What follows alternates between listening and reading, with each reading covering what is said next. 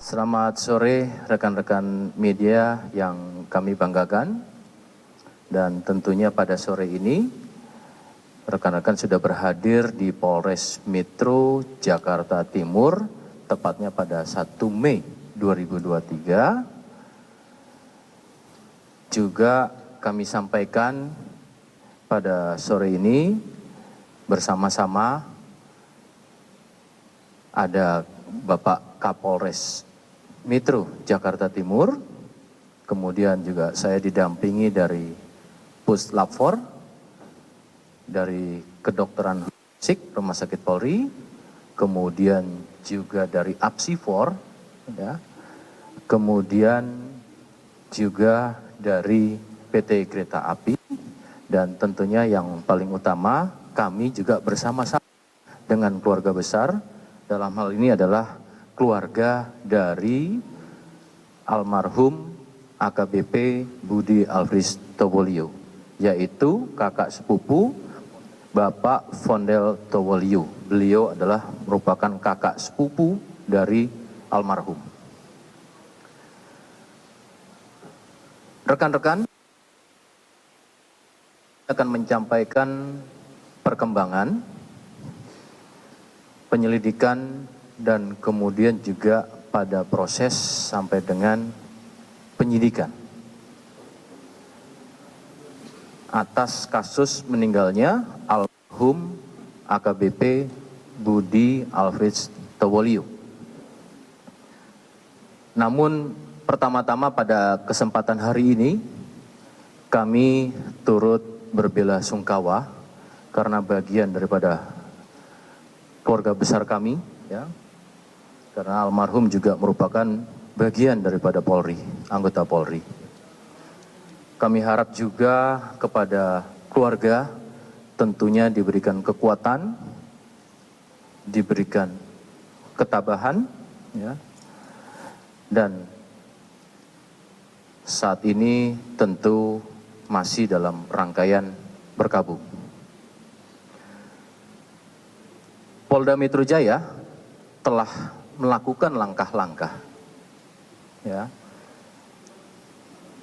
Tentunya proses dari mulai penyelidikan sampai dengan proses penyidikan ini sudah dilakukan secara optimal. Data-data informasi secara primer, sekunder yang kemudian dicari, kemudian didapati, dan tentunya kemudian ini akan dilakukan secara segera, yaitu proses analisis terhadap data-data tersebut. Pada kesempatan hari ini,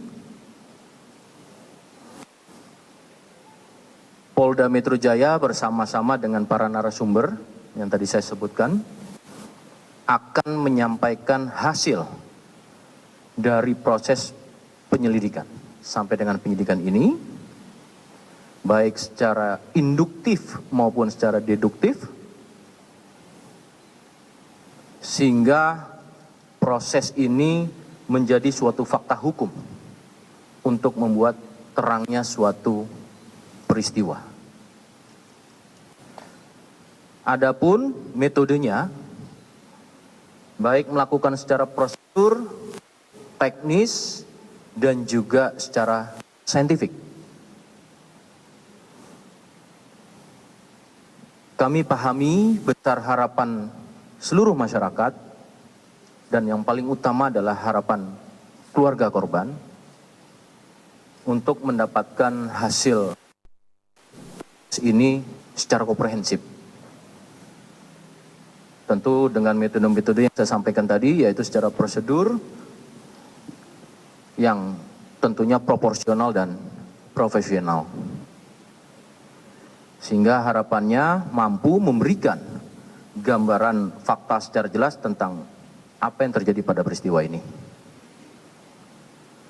Maka untuk menyingkat waktu, kami akan membagi beberapa segmen yang menjelaskan. Yang pertama, terlebih dahulu kami akan sampaikan prosedural teknis penyelidikan dan penyidikan oleh Polres Metro Jakarta Timur. Untuk waktu dan tempat akan kami persilakan kepada Bapak Kapolres Metro Jakarta Timur. Silakan. Terima kasih Bapak Kabid Humas. Assalamualaikum warahmatullahi wabarakatuh. Salam sejahtera untuk kita sekalian. Shalom, Om Swastiastu, Namo Buddhaya, Salam Kebajikan. Senior dari Puslapor, dari Apsifor, dari Rumah Sakit Polri, dari PT Kereta Api Indonesia, dan yang kami hormati Bapak Fondel Towoliu mewakili dari pihak keluarga. Secara singkat nanti akan kami jelaskan langkah yang dilakukan oleh Polres Metro Jakarta Timur dalam penanganan kasus ini, dan nanti secara teknis oleh Kasat Reskrim. Bahwa perkara ini terjadi pada hari Sabtu tanggal 29 April 2023 pukul 09.31 WIB di jalur kereta api kilometer 12+400, jalur DDT Petak, Jalan Jatinegara. Lalu korban ini atas nama Saudara Bapak Budi Alfred Towoliu, MM, kelahiran 6 April tahun 67. Saksi yang sudah dilakukan pemeriksaan, ini ada 7 saksi.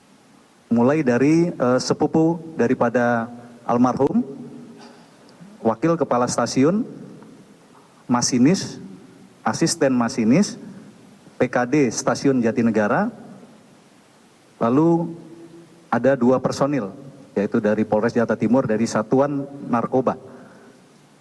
Juga barang bukti yang sudah diamankan, ini ada handphone, lalu juga dompet yang berisi uang tunai, lalu juga identitas pribadi, 1 buah jam tangan dan ikat pinggang. Lalu kami sampaikan di sini terkait dengan kronologis peristiwa. Jadi kita hanya menyampaikan rentang waktu mulai dari almarhum ini datang sampai dengan terjadinya peristiwa. Bahwa keterangan dari saksi atas nama Junedi Towoliu, ini adalah sepupu daripada almarhum, menjelaskan bahwa korban dengan saksi ini berangkat dari rumah korban menuju ke Polres Metro Jakarta Timur menggunakan kendaraan atau mobil yang sudah disiapkan oleh istri daripada korban. Dan ini tiba di Polres kurang lebih pukul 05.45 WIB. Korban dan saksi ini masuk ke ruangan Kasat Res Narkoba, korban sarapan pagi yang sudah disiapkan oleh istrinya dari rumah. Selanjutnya korban ini minum obat dari dokter pasca operasi batu empedu. Selama di ruangan, ini korban sempat berganti baju, kemeja berwarna putih.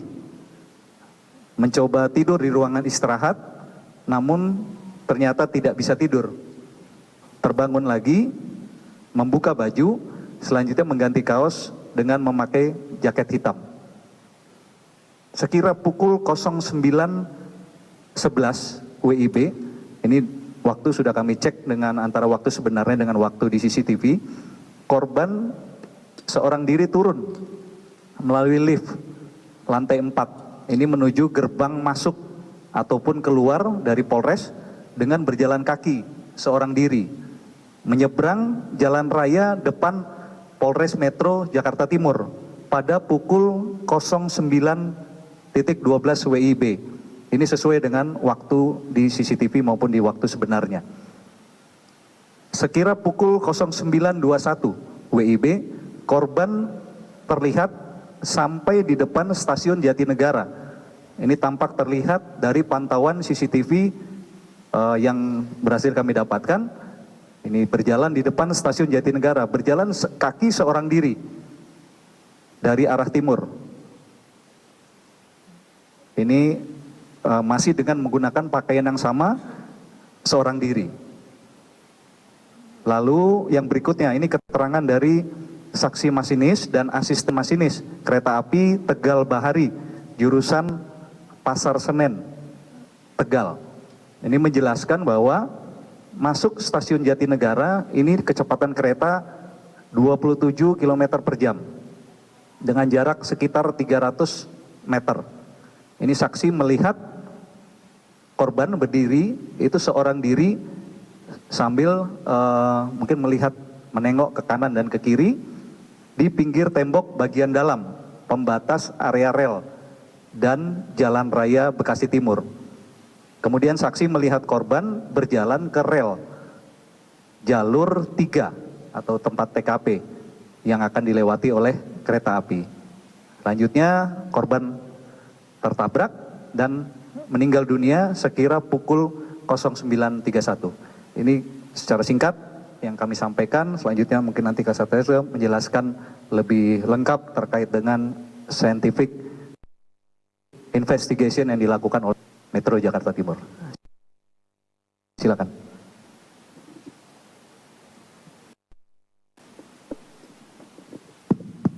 Tes, Assalamualaikum. Selamat siang, salam sejahtera. Om Swastiastu, Namo Buddhaya, salam kebajikan. Mohon izin, kami dari Satreskrim Polres Metro Jakarta Utara melanjutkan penjelasan, Satreskrim Polres Metro Jakarta Timur melanjutkan penjelasan dari Bapak Kapolres. Jadi mungkin kita bisa, rekan-rekan bisa lihat dari tampilan di slide. Mungkin lanjut, coba. Lanjut. Nah, ini kronologis tadi sudah dijelaskan secara ringkas oleh Bapak Kapolres. Lanjut. Dari tindakan yang sudah dilakukan, kami mulai mendatangi TKP, kemudian melengkapi administrasi penyelidikan, melakukan olah TKP, pengamanan barang bukti, kemudian membawa korban ke rumah sakit Polri, mengklarifikasi saksi-saksi dan melakukan visum repertum, dalam artian ini otopsi, kemudian mengirim sampel darah ke Puslapor, ini dalam rangka pengecekan terkait toksikologi. Jadi apakah ada kandungan-kandungan bahan berbahaya dalam tubuh korban dan lain sebagainya yang mungkin akan nanti dijelaskan lebih lanjut dari Puslapor Polri. Kemudian juga melakukan pemeriksaan digital forensik, yaitu terhadap handphone milik korban, termasuk kemudian penelusuran CCTV yang ada di Polres, karena korban memang seperti disampaikan Bapak Kapolres tadi berangkat itu dari Polres menuju ke tempat kejadian dan CCTV yang mengarah ke TKP. Lanjut. Ini rekan-rekan mungkin bisa lihat, ini adalah mulai dari kedatangan. Jadi kedatangan itu korban atas nama Budi Alfred Towoliu bersama dengan saksi John Edi Towoliu. Ini adalah ruangan CCTV di lantai 4 Satreskrim yang menuju ruang Sat Narkoba. Mungkin bisa putar. Udah berjalan ya. Nah ini dilihat korban datang, ini sekitar pukul 5.30 WIB. Itu real time, 5.30 real time ya. Itu datang bersama dengan saudara John Edi Towoliu. Jadi di sini terlihat bersama sepupu dari korban, itu masuk ke ruang Sat Narkoba. Lanjut. Kemudian berdasarkan keterangan saksi, ini ada obat-obatan yang dikonsumsi oleh korban sekitar pukul 7.40 waktu Indonesia Barat di ruang Sat Narkoba. Lanjut. Nah, kemudian CCTV yang berikutnya pada pukul kurang lebih 7.55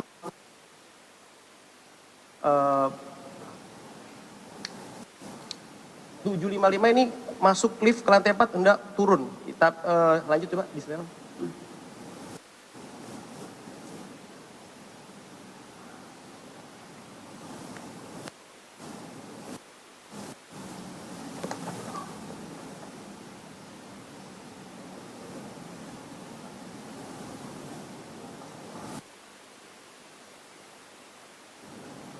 Mundur ke belakang.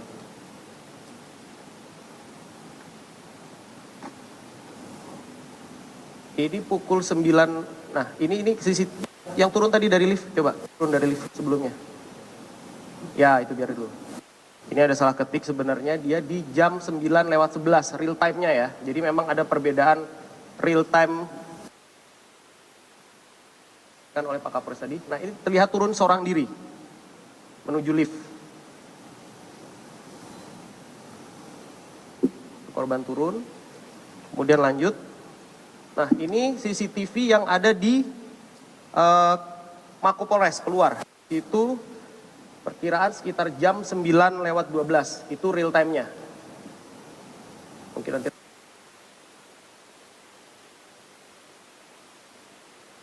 menggunakan celana PDL, kemudian jaket warna hitam. Nah, itu terlihat korban diri.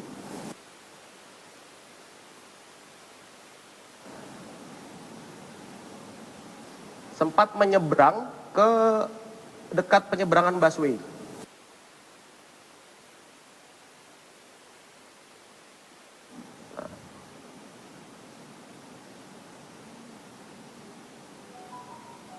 Nah itu kelihatan rekan-rekan, itu menuju yang seharusnya kalau ke arah stasiun, yang nanti akan diperlihatkan di CCTV berikutnya, itu harusnya ke arah kanan, tapi beliau malah ke arah kiri, melawanan arah. Nanti akan terlihat di slide berikutnya, oh maaf, di tampilan berikutnya ini kita lihat.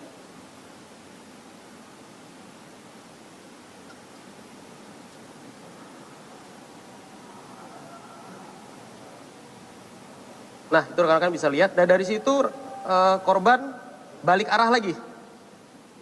Nah, setelah itu sudah tidak kelihatan lagi kalau dari CCTV dari Polres Metro Jakarta Timur. Kemudian lanjut next berikutnya. Nah, kami berhasil juga mendapatkan sekitar pukul 9.21 nampak CCTV di stasiun Jatinegara berjalan di depan stasiun Jatinegara ke arah Cipinang. Ini ke arah TKP. Nah, itu. Nah, itu tetap masih kelihatan seorang diri ya. Ini sekitar jam 9.20-21 real time-nya.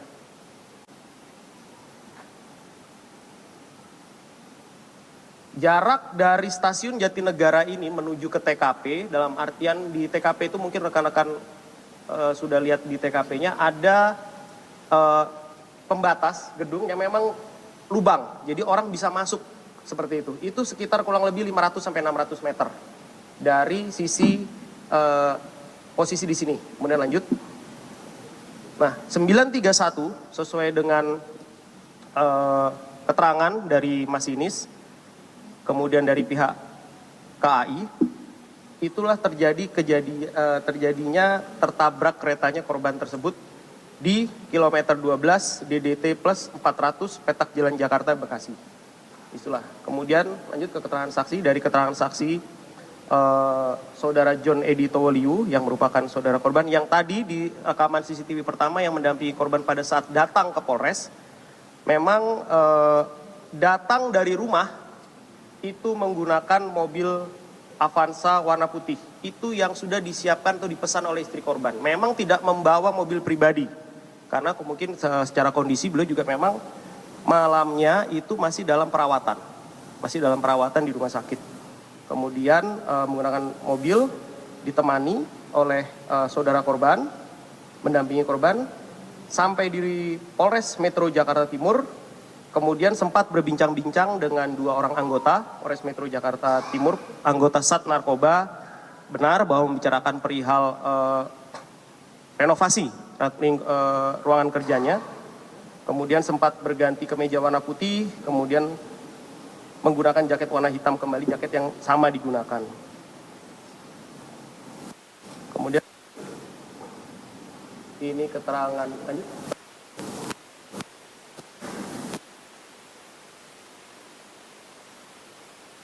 Nah, ini dari anggota Sat Narkoba yang memang sinkron keterangannya dengan saudara John Edi bahwa memang bercakap-cakap, kemudian ya interaksi seperti biasa dengan almarhum. Lanjut kemudian.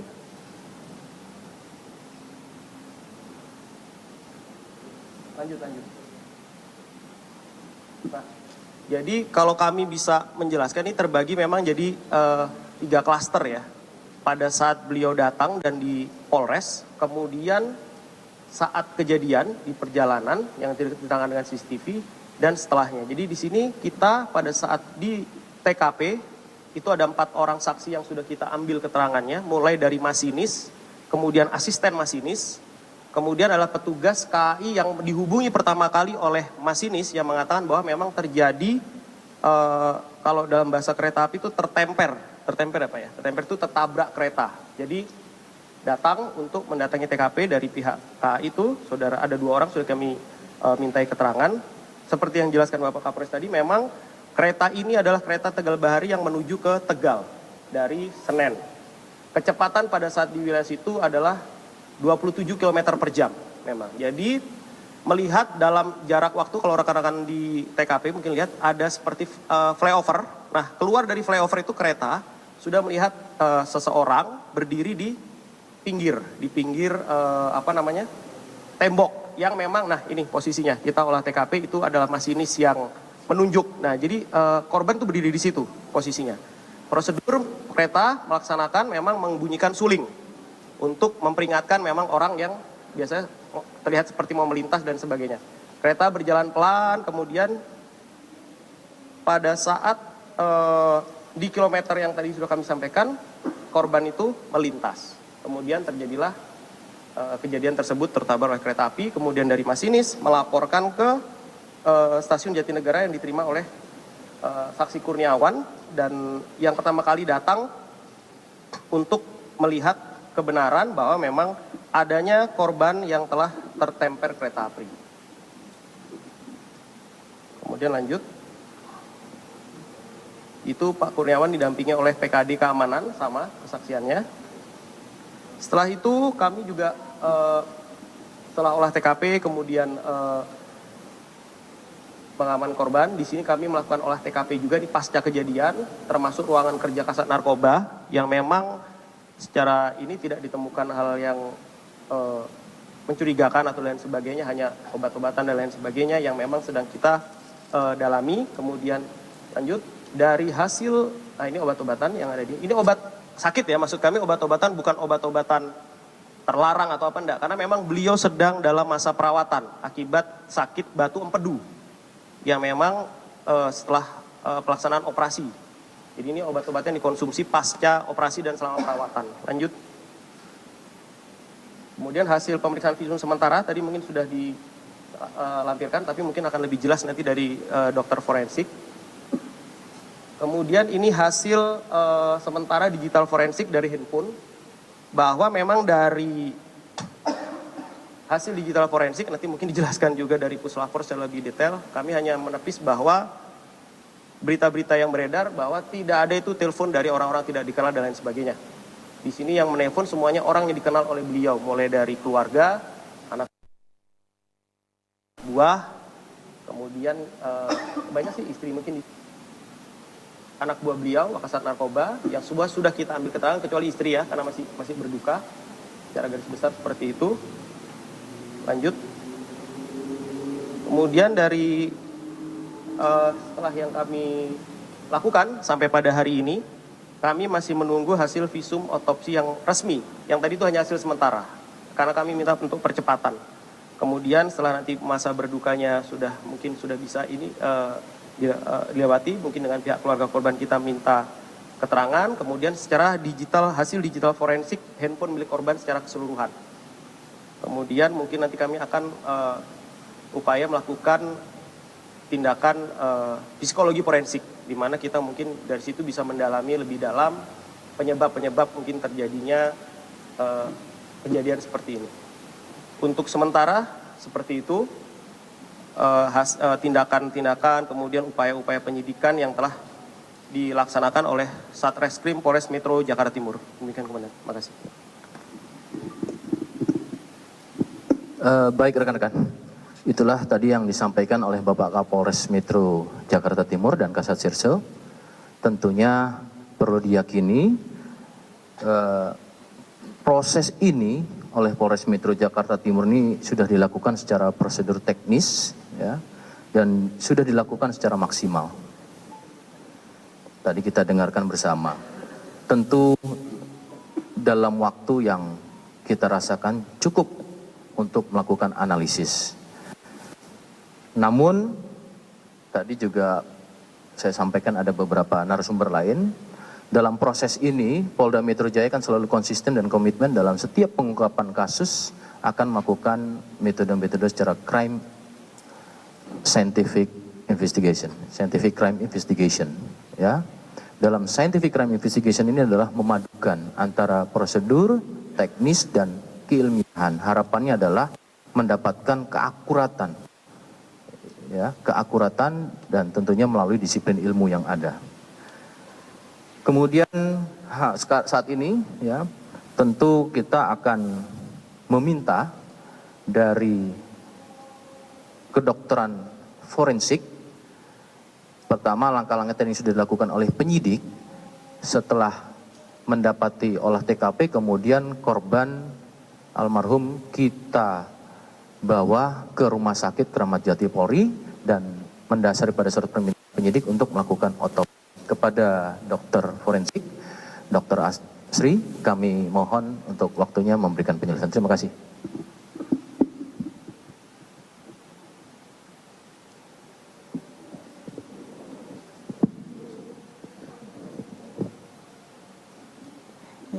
Terima kasih Bapak Kabid Humas, yang terhormat kepada Bapak Kapolres dan perwira lainnya. Assalamualaikum warahmatullahi wabarakatuh. Selamat sore kepada rekan-rekan semua.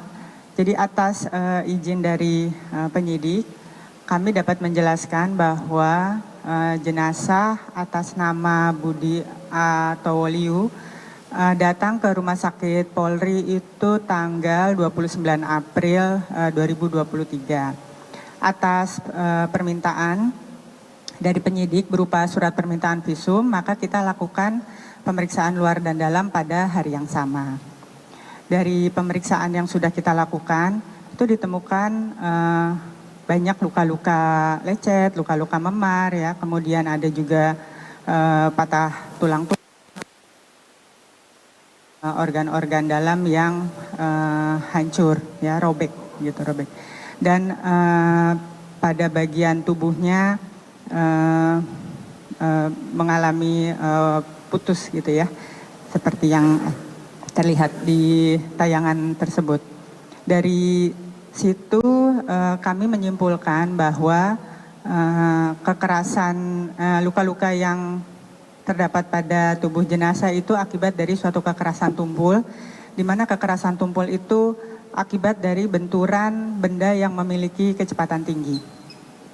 Selain pemeriksaan dari luka-luka, kemudian organ-organ dalam lainnya, kami juga melakukan screening tes terhadap kandungan nafsa dan alkohol dari urin jenazah, dan hasilnya negatif.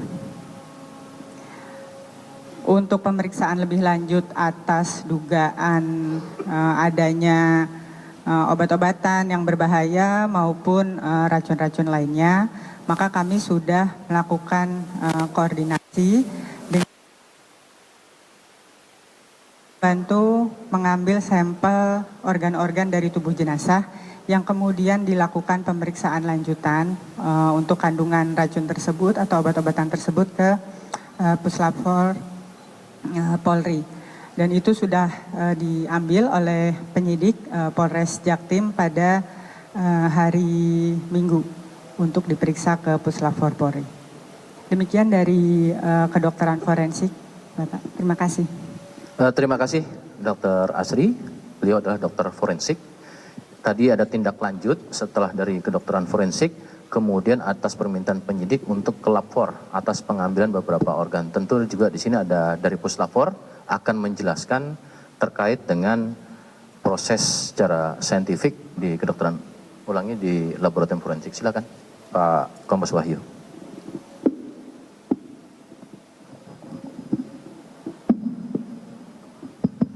Assalamualaikum warahmatullahi wabarakatuh. Selamat siang, Om Swastiastu, Namo Buddhaya, salam kebajikan. Yang terhormat Bapak Kabid Humas, Bapak Kapolres Metro Jakarta Timur, serta Bapak Ibu sekalian, serta rekan-rekan media yang kami banggakan. Kemarin pada hari Minggu kami dapat barang bukti terkait dengan kasus laka yang terjadi di wilayah Jakarta Timur berdasarkan surat Kapolres Metro Jakarta Timur nomor B3174 Res 2023 tanggal 29 April 2023. Kami dapat surat untuk permohonan pemeriksaan laboratorius terkait toksikologi terhadap korban atas nama Budi Alvis Towoliu. Kemudian dari surat tersebut ditindaklanjuti dengan surat perintah Pak Kapus Lapfor nomor sprint 729 Pak Romawi 2023 tanggal 30 April. Kami menunjuk tim pemeriksa. Kemudian barang bukti tersebut kita lakukan serah terima dengan penyidik pada hari Minggu tanggal 30 April pukul 9. Penyidik mengantar BB tersebut ke Puslapfor, maka kami melanjutkan pemeriksaan di di Laboratorium Toksikologi Lingkungan Puslapfor. Dari barang bukti yang kita terima tersebut, kemudian kita lakukan registrasi sesuai dengan SOP yang ada, kemudian kita cek persyaratan administrasi, kita lakukan registrasi dan kita lakukan pemotretan terhadap barang bukti tersebut. Dan setelah kita buka, kita menerima 6 jenis barang bukti. Yang pertama adalah 4 buah cup berisi darah almarhum AKBP Budi Alvis Tuliu, kemudian 1 wadah berisi urin, kemudian 1 bungkus plastik berisi potongan hati dari korban. Yang keempat, 1 buah wadah berisi rambut dari korban, kemudian 1 buah cup berisi swab kuku sebelah tangan, dan yang terakhir adalah 1 buah cup berisi swab kuku tangan sebelah kiri.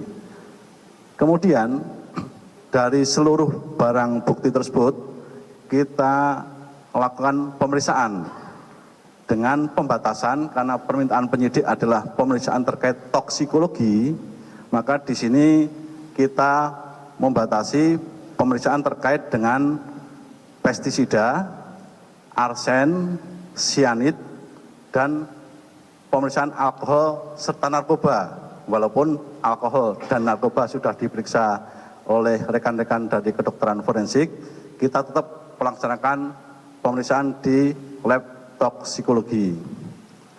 Kemudian metode-metode yang kita gunakan sesuai dengan SOP yang kita punya, kita melakukan pemeriksaan terhadap pH meter, derajat keasaman, kemudian 4W mikrodifusi untuk memeriksa alkohol dan sianid, kemudian kita periksa metode good sheet untuk memeriksa arsennya, dan kita konfirmasi lanjutan menggunakan peralatan GCMS dan LCMS untuk memeriksa secara detail material-material utamanya terkandung pestisida maupun narkoba bila ada. Ternyata setelah kita lakukan secara detail dan teliti dengan metode-metode yang sudah kita tentukan di lapor, dari ke-6 barang bukti yang kita terima tersebut, ternyata kita dapatkan hasil untuk pestisida seluruhnya negatif, arsenik seluruhnya negatif, sianid seluruhnya negatif, alkohol negatif, dan juga narkobanya negatif. Dari sini maka kita berani menyimpulkan bahwa seluruh barang bukti yang kita terima dari penyidik terkait dengan darah korban, urin, potongan hati, rambut, swab kuku kanan dan kiri, semuanya tidak terdeteksi adanya narkoba, alkohol, pestisida, arsen, dan sianid. Jadi kita dari sisi toksikologi sudah memastikan tidak terkandung material tersebut.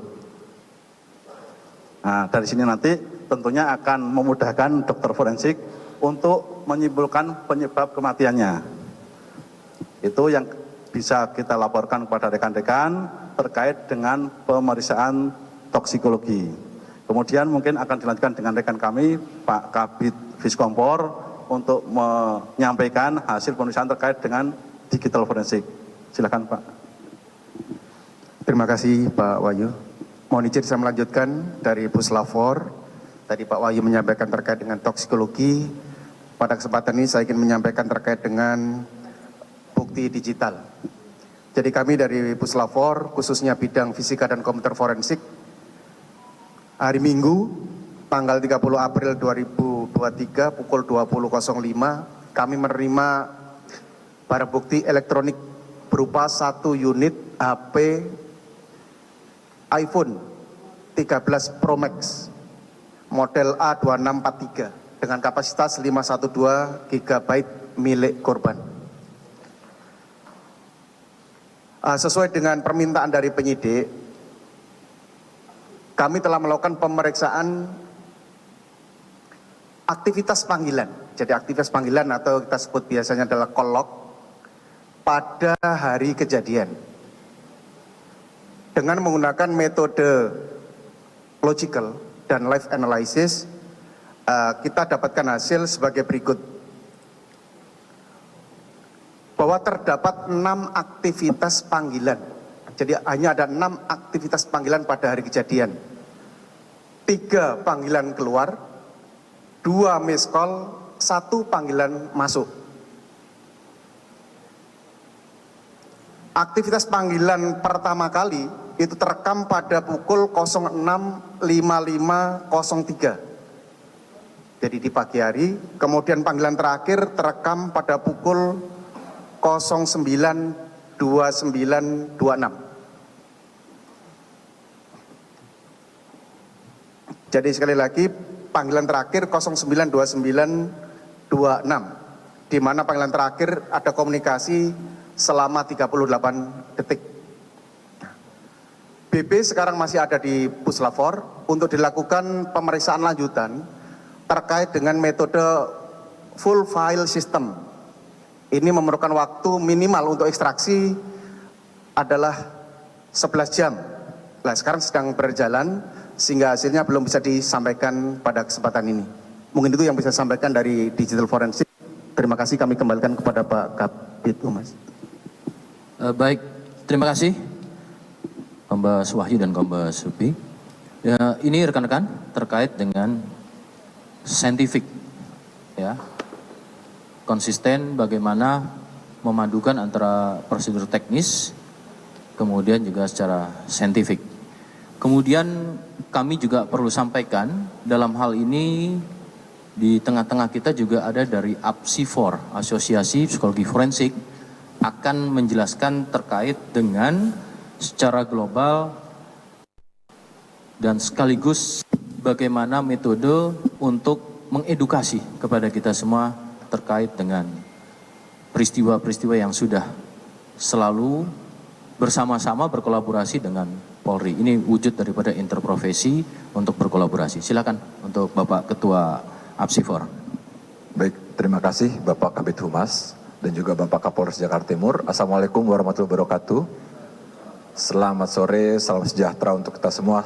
Am Swastiastu, Namo Buddhaya, salam kebajikan.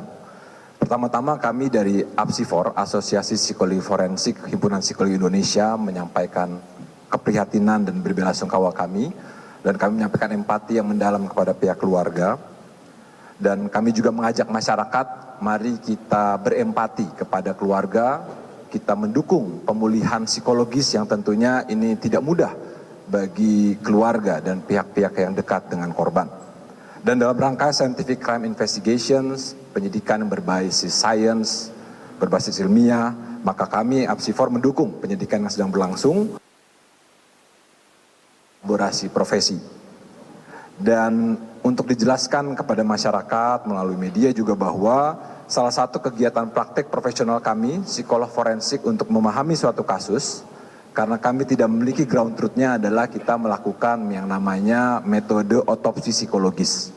Saat ini APSIFOR belum memulai atau belum melakukan pemeriksaan, tetapi nantinya dengan metode retrospektif kami mencoba untuk memahami sebab dan cara kematian, terutama yang menjadi fokus adalah aspek psikologisnya. Nah, memang dalam otopsi psikologis kami mencoba mengidentifikasi, menemukan sejauh mana suatu cara kematian ini wajar atau tidak wajar.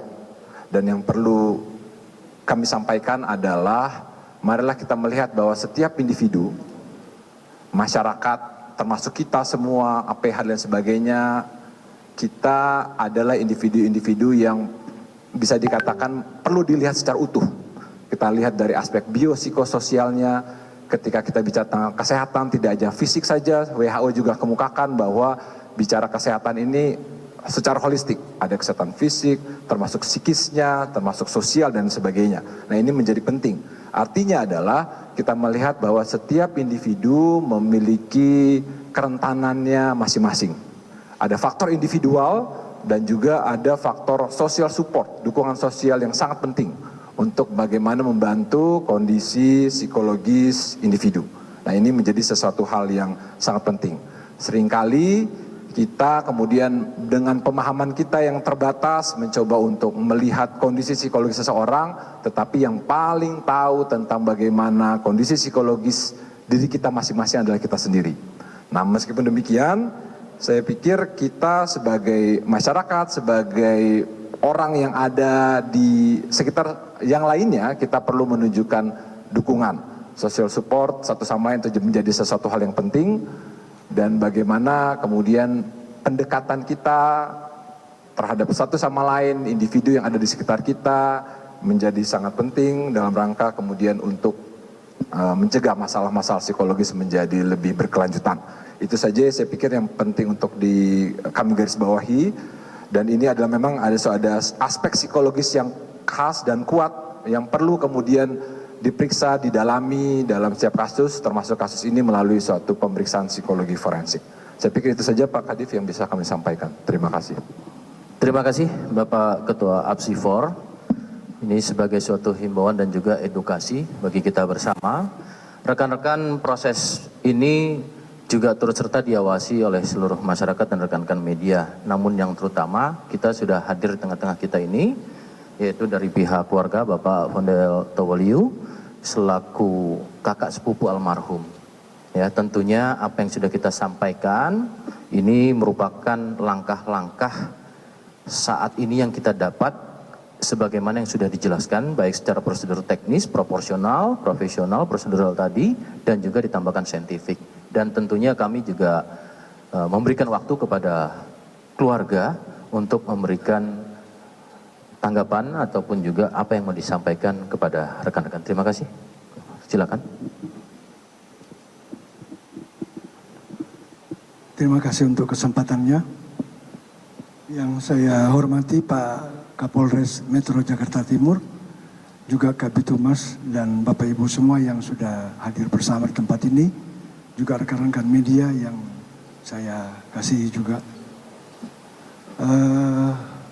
Tentu dengan kejadian ini kami keluarga sangat terpukul, merasa sangat kehilangan dan duka cita yang mendalam. Almarhum adalah saudara kami yang dekat sekali dengan semua keluarga. Begitu baik dalam semua hubungan. Beliau selalu hadir dalam segala aktivitas pertemuan keluarga. Oleh sebab itu dengan kehilangan ini, dengan kejadian ini, kami merasakan duka cita yang mendalam. Oleh sebab itu pada kesempatan ini, kami keluarga berharap kepolisian profesional dan kami keluarga menyerahkan sepenuhnya penanganan kasus ini kepada mekanisme kepolisian. Pada kesempatan ini juga kami menyampaikan terima kasih kepada Polda Metro Jaya, Polres Metro Jakarta Timur yang telah mengurus jenazah hingga dan juga kami berterima kasih kepada Polda Sulawesi Utara yang telah melaksanakan pemakaman pada hari ini di Kota Bambagu, Jakarta Utara, Sulawesi Utara. Demikian yang dapat kami sampaikan. Terima kasih atas perhatiannya. Terima kasih Bapak Fondel. Kami juga turut berbelasungkawa karena almarhum adalah sosok yang baik dan juga masih bagian daripada keluarga besar Polri. Rekan-rekan lebih lanjut, kita juga ada dari PT Kereta Api, Pak, mau disampaikan? Baik, rekan-rekan, pada prinsipnya PT Kereta Api menyampaikan untuk mensupport dalam proses yang tengah dilakukan Polres Metro Jakarta Timur. Ya. Baik, ini rekan-rekan yang bisa kami sampaikan. Sementara ini pada proses yang dilakukan oleh Polres Metro Jakarta Timur dan tentunya di backup dari Polda Metro Jaya serta Puslap 4 Kedokteran Forensik, tentu APSI4 dan juga tidak terlepas dari rekan-rekan. Silakan, mungkin rekan-rekan ada yang mau bertanya, kami persilakan untuk waktunya. Sebutkan nama Mbak.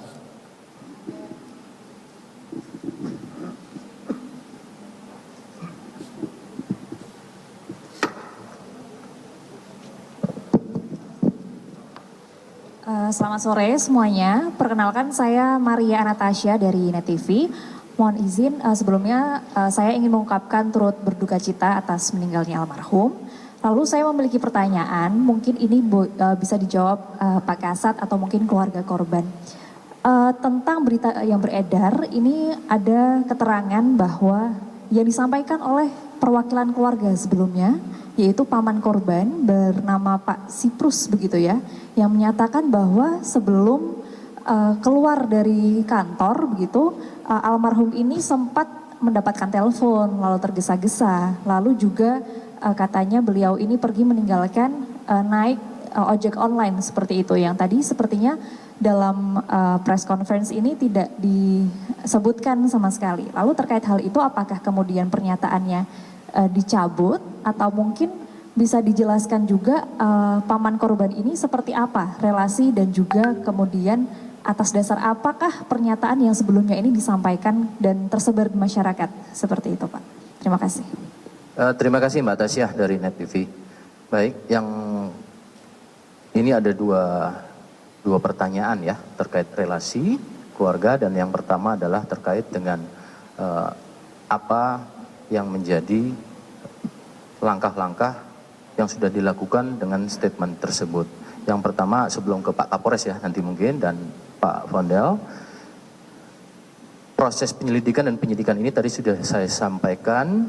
Di sini hadir seluruhnya, baik dari penyidik, fungsi dari forensik, ya, kemudian juga ada keluarga dan kereta api, yang tentunya sampai sejauh ini hasil yang kita dapati tadi yang sudah dipaparkan oleh penyidik, kedokteran forensik, dari laboratorium forensik maupun digital forensik, dan apa yang akan dilakukan langkah-langkah dalam interprofesi atau kolaborasi, ya, interprofesi dari APSI4. Tentunya informasi-informasi yang didapatkan ini sudah dilakukan proses untuk penyelidikan, ya. Namun lebih detail nanti Pak Kapolres mungkin bisa menambahkan kepada kami dan nanti dilanjutkan Pak Fondel langsung bagaimana terkait dengan hal tersebut. Silakan Pak Kapolres. Kami menyampaikan sama terkait dengan tadi ojek online dengan Ojek online lalu ada telepon begitu Pak. Baik, langsung kami jawab. Yang pertama terkait dengan telepon tadi sudah terjawab dari Kabid Piskompor bahwa hanya ada 6 telepon yang masuk, dan 6 ini baik itu outgoing, incoming, itu semuanya dikenal karena kita membuka handphone ini. Memang yang punya PIN-nya hanya istri, jadi itu dibuka bersama-sama. Ini kami sampaikan supaya tidak bias. Lalu yang kedua terkait dengan ojek online, kami bisa pastikan tidak menggunakan ojek online karena dari bukti petunjuk yaitu CCTV yang ada di depan Polres, baik itu yang di atas maupun di bawah, lalu juga yang ada CCTV di stasiun Jatinegara, menunjukkan bahwa korban atau almarhum ini berjalan kaki sendirian. Demikian. Terkait dengan pertanyaan tadi, Bapak Siprus ya, itu teman dekat dari korban. Nah, dengan terkait dengan kesaksiannya itu, mungkin karena saat itu terburu-buru dengan berbagai simpang siur berita, sehingga semuanya belum terkoordinasi, sehingga mungkin laporan itu dapat kita cabut gitu. Baik, terima kasih Pak Fondel. Mungkin boleh pertanyaan satu lagi untuk Pak Fondel. Juga tersebar di media online begitu bahwa keluarga juga meminta pihak kepolisian untuk terus menelusuri karena terdapat kemudian yang belum plong atau belum menerima bahwa ini merupakan kasus bunuh diri seperti itu Pak. Kalau dari pihak keluarga sendiri saat ini seperti apa responnya? Perkembangan hari ini kami menyerahkan sepenuhnya kepada pihak kepolisian karena kami percaya kepolisian akan profesional dalam hal ini. Terima kasih. Baik, terima kasih Pak Fondel. Saya tambahkan rekan-rekan, tadi saya sampaikan, langkah ini merupakan langkah wujud daripada prosedural maupun wujud daripada transparansi, ya. Kemudian langkah ini belum selesai. Sebagai tindak lanjut, ya rekan-rekan, kita ketahui keluarga korban ini kan masih berkabung. Ya, tentu kita memahami betul. Termasuk kemarin pihak keluarga juga menyampaikan untuk tidak berasumsi terhadap proses. Tolong hargai ini, dari pihak keluarga sudah menyampaikan. Selanjutnya tentu almarhum kan bagian besar juga dari keluarga besar Polri, ya, merupakan anggota Polri. Setelah suasana berkabung, nanti Polres Metro Jakarta Timur akan mengundang, ya, relasi kuasa keluarga yang memang betul-betul setelah melepas masa berkabungnya, baik itu istri, ya, kemudian juga sepupu dalam hal ini sudah hadir, putranya.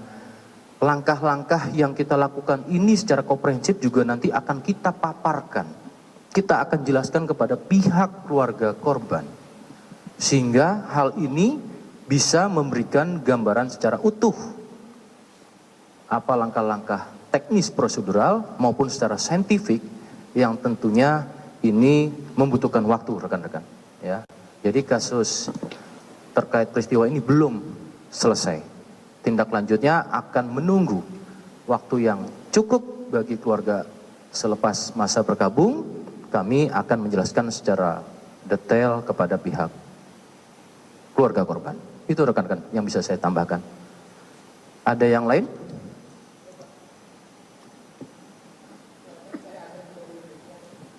Ya, Mas Adam dari Koran Tempo, Pak. Baik, silakan Mas Adam. Pertama, tadi kan saya lihat rekaman CCTV-nya ya, bahwa korban ini sempat keluar dan menyeberang jalan ke arah kiri gitu.